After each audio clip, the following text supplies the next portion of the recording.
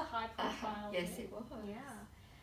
So were those kind of the main jobs that you would have held before kind of settling down and things? That was kind of the Yeah. main things you did. Okay.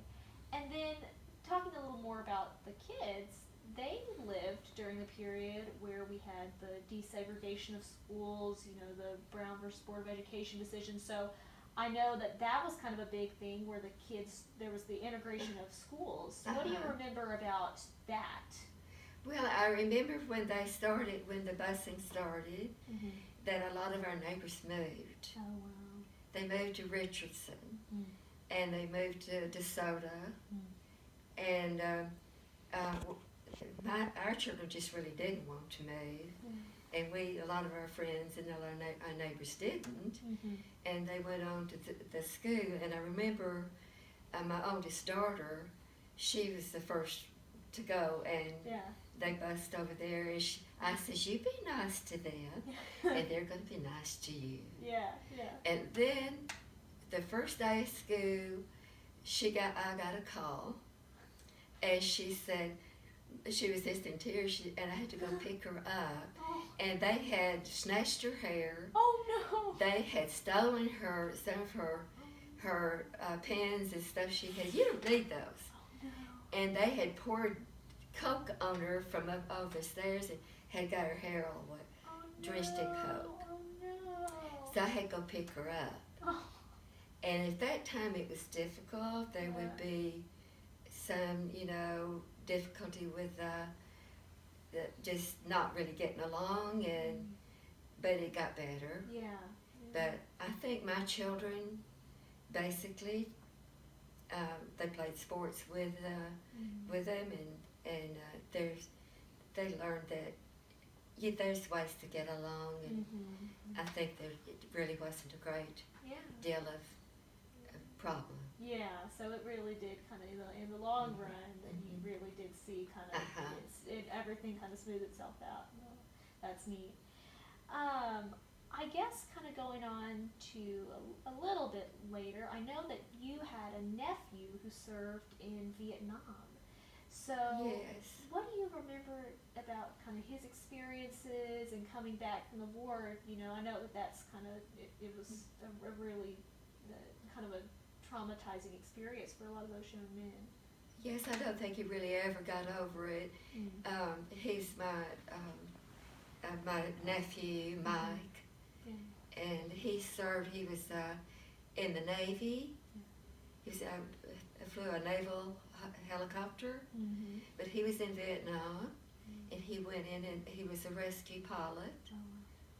And he was the thing that traumatized him was he went in to rescue wounded soldiers, and they were going in. He was the pilot, and one of his best buddies had I guess going down to bring a wounded soldier out. Yeah, yeah. And when he was bringing him up, he got riddled with the bullets and killed. So Mike could never. He couldn't watch war movies or anything, and I think that always was just it seared his brain, his mind. Yeah, and it's just it is just so sad because there were probably just so many of those young men, and some still alive today, who still suffering from that. You can imagine. Yeah, it's hard to even think about something like that. But I guess I don't have a whole lot of other kind of questions. What else?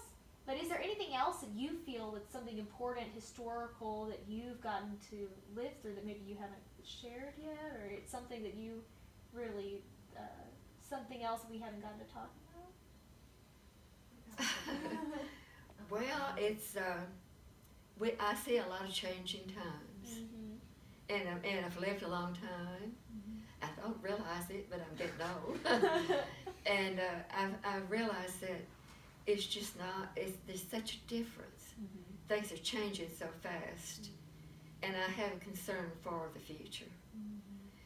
I'm really concerned about our environment, and I'm concerned about the condition of the world and the peace and where we're going, and I worry about my grandchildren and their futures.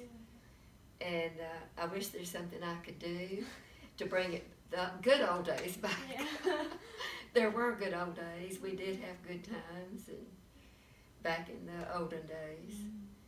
But maybe there'll be good days again. Yeah. And I hope so. Yeah. And I guess my final question that I kind of had for you is, what is the most important thing you think you've learned from all of this history that you've gotten to live through?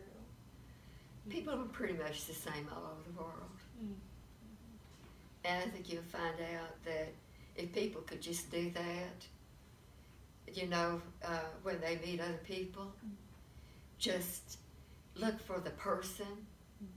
And I have friends from all over the world, and people I love and have known, you know, and met in life, and pretty much all the same. Well, thank you so much, Grandma. I'm going to give you a big hug. This was wonderful. Thank you. Thank you.